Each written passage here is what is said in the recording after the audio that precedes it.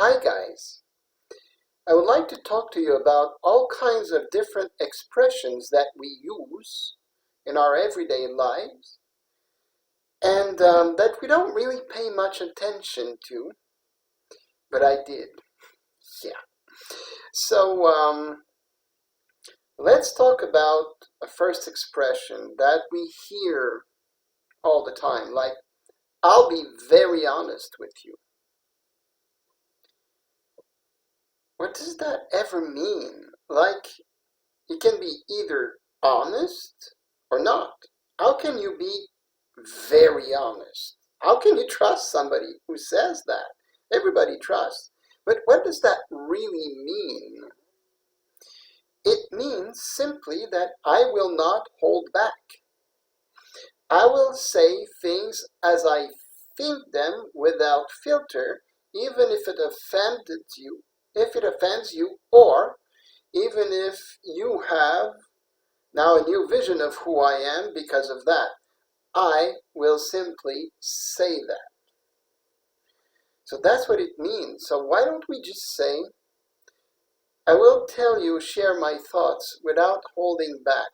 I just want you to know how I feel about it. That would be totally in tune with what we're about to say, you know? It's interesting. You know, the medias are always using that expression all the time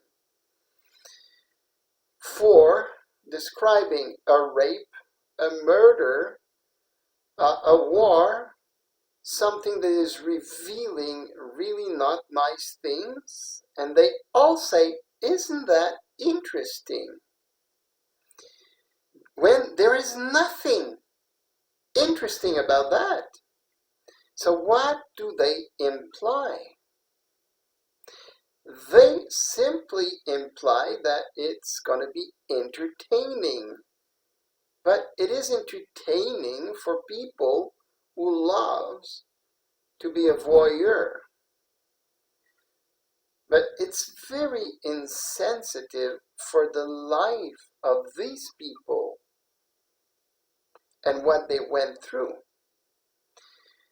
So for all these wonderful people who are using the term interesting, I would like you to be in their shoes, and I would come next to you and say, how interesting what is happening to you. We are so insensitive and not even conscious of what we say, that the main thing we have to understand in that is the convention is more important than what we say. Like for the media, interesting is a word that they say basically for something that will bring an interest in the audience to follow up. If we say, I'll be very honest, this person will just blast out things. And then another one, no offense. This will show you how much we respect more the convention than anything else. So in this expression, the person says, no offense. And then me at the end, after he's finished, I say none taken. So basically what it means, this guy will blast out, unload on me for as long as he wish. He will say all kinds of things, and I will say at the end, no offense. But the funny thing is, if this very person comes to me without saying no offense, and he starts blurting out all what he said to me, he's in for a fight. So how come we don't even pay attention to what he says? Because it's a convention, because that's how you have to behave.